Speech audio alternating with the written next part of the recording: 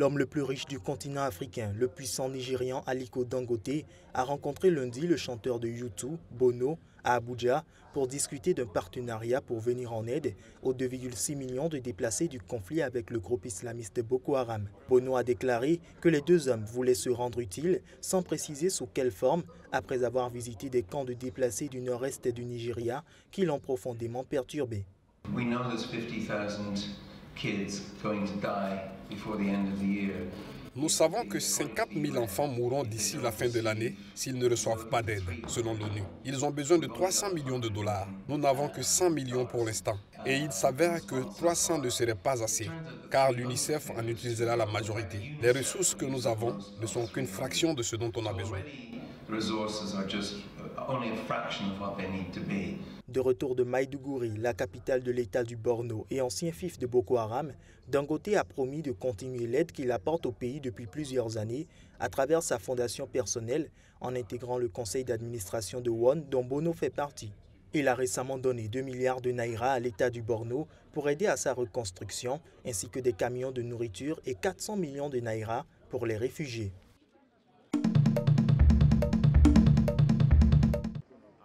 La Cour suprême de la République démocratique du Congo a ordonné lundi la libération de 3 militantes pro-démocrates opposées à la prolongation du mandat du président congolais Joseph Kabila après au moins 17 mois de détention. La Cour suprême lui a accordé la main levée de la détention, c'est-à-dire il est maintenant libre, il n'est plus détenu. Les 3 militants figurent sur une liste de prisonniers dont l'opposition réclame la libération comme l'une des conditions posées à sa participation à un dialogue national en vue d'élections apaisées. Ce dialogue doit s'ouvrir le 1er septembre. C'est une victoire bien sûr qui détermine que la liberté d'opinion est en train de faire son bout de chemin. Mais il y a encore beaucoup à faire. Il y a des amis qui sont encore de l'autre côté. Nous pensons que c'est une avancée significative. Nous allons continuer à nous battre pour obtenir leur libération. La Cour a accordé la liberté provisoire à Fred Boma et Yves Makwambala, a déclaré maître Joseph Mukendi ou à Mulumba. C'est dans le cadre des mesures d'apaisement que ces libérations interviennent, a ajouté maître Mukendi. Mais les poursuites ne sont pas abandonnées, a précisé un autre avocat de la défense, maître Tony Lubamba. Kabila est au pouvoir depuis 2001 et la Constitution lui interdit de se représenter, mais un récent arrêt de la Cour constitutionnelle l'autorise à rester à la tête du pays jusqu'à l'élection de son successeur. L'opposition l'accuse depuis des mois de manœuvrer pour s'accrocher au pouvoir.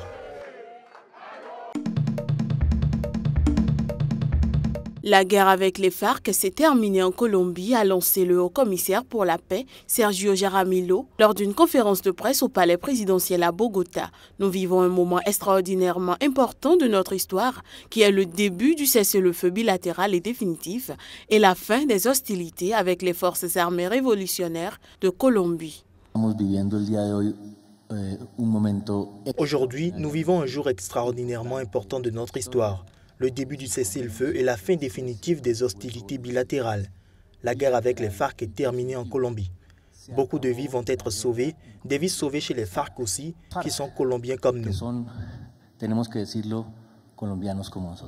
Un protocole garantissant aux Colombiens l'application du cessez-le-feu et que le référendum se déroule de la meilleure manière commence à être appliqué dès ce lundi par les partis, a en outre indiqué Jaramillo. Cela inclut la vérification par l'ONU que la trêve s'étende le plus rapidement possible au pays et que les FARC entament le regroupement de toutes leurs unités vers les zones où se déroulera leur désarmement prévu sur 6 mois. Nous allons essayer de faciliter la mission politique spéciale des Nations Unies qui est à la tête d'un groupe de vérification à déployer le plus vite possible dans les prochaines semaines, d'abord au niveau régional et après au niveau local. Cette concentration s'achèvera après la signature officielle des accords par Santos et Timoshenko prévue en septembre à partir du 20, mais à une date exacte et dans un lieu restant à définir. Selon la ministre des Affaires étrangères Maria Angela Olguet, les partis étudient la possibilité d'une signature au siège des Nations Unies dans le cadre de l'Assemblée générale qui s'ouvre ce même 20 septembre à New York.